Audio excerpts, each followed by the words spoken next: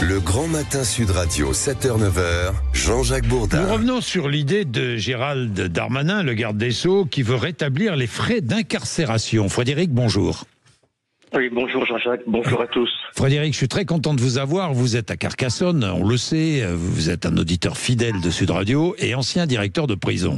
Vous êtes favorable à l'idée de Gérald Darmanin ? Alors moi je suis plutôt favorable, mais il faut mettre des bémols quand même. Oui. C'est-à-dire qu'il faut laisser, on peut saisir de l'argent sur leur compte nominatif aux détenus, mais il faut leur laisser un minimum. C'est-à-dire qu'au départ, on touche à rien tant qu'ils n'ont pas touché plus de 200 euros. Donc les 200 euros là, il faut que ça soit, on n'y touche pas. Après, il y a des détenus qui sont indigents. Un détenu indigent, c'est celui qui a moins de 50 euros par mois pour faire court. Donc là, on n'y touche pas non plus. Là, il ne payerait pas ce forfait. Et après, il y a les détentions provisoires. La personne n'est pas condamnée. Moi, je ne suis pas pour qu'on leur impose un forfait. Mais maintenant, s'ils sont condamnés, à partir du moment où ils sont condamnés, s'ils ne sont pas relaxés, eh ben, ils doivent payer l'arriéré. Moi, je suis pour ça. Oui. Je comprends, Frédéric, ce que vous voulez dire. Alors, aujourd'hui, comment ça se passe ? Un détenu est en prison, il a un compte en banque, hein, Frédéric ? Alors, c'est un compte qui est ouvert par la pénitentiaire. Oui. Donc, il y a un service comptabilité. Oui. L'argent qu'il reçoit de l'extérieur, des mandats de la famille, ou alors s'il travaille son salaire, ou... cet argent-là. Une retraite, peut-être une retraite aussi, Frédéric. Une retraite, il peut la toucher aussi. Peut la toucher aussi, voilà.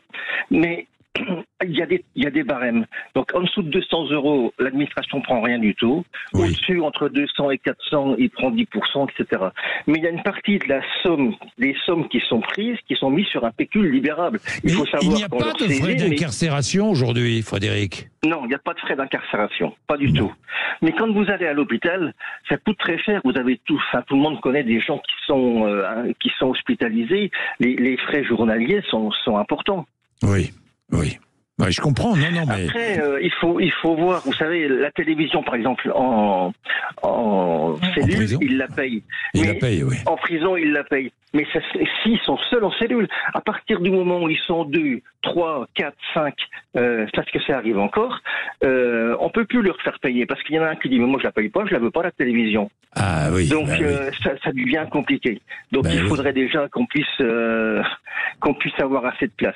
Ben, je comprends. Mais autrement, je pense que ceux qui ont un revenu, quel qu'il soit, peuvent payer des frais journaliers.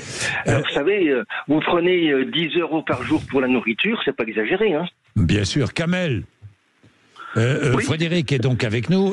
Que pensez-vous, Kamel? Vous êtes à Avignon. Ce que je pense de ça, comme j'ai dit à votre collaborateur, c'est... on fait comme là, je suis un peu pas tout à fait d'accord avec ce qu'il a dit le directeur, parce que en grosso modo, si on commence à faire ça, il va y avoir de gros trafics. Déjà, il y a des trafics que les matons ne peuvent pas traiter déjà à l'intérieur de la prison. Aujourd'hui, il y a des indigents, comme il a dit, à l'intérieur des prisons, et il va y avoir un microcosme de voyous. On va faire de ces prisons-là un centre de formation pour voyous. Le gars qui va rentrer là-dedans, il va sortir, il va être... Non, mais je comprends pas, Kamel, pourquoi? Quel est le rapport avec l'argent, automatiquement, dès qu'il y a l'argent qui rentre là-dedans, dès que le gars il doit payer et qu'il n'a pas les moyens de payer, il sera le gars il va être sous l'influence de celui qui a les moyens de payer. Bien sûr, mais c'est déjà le cas. Oui, mais c'est déjà le cas, nous dit Frédéric.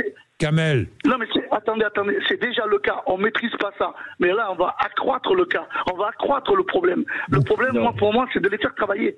De les faire travailler, oui, mais justement, compte tenu du travail effectué, peut-être prélever une certaine somme pour payer les frais d'incarcération. Frédéric.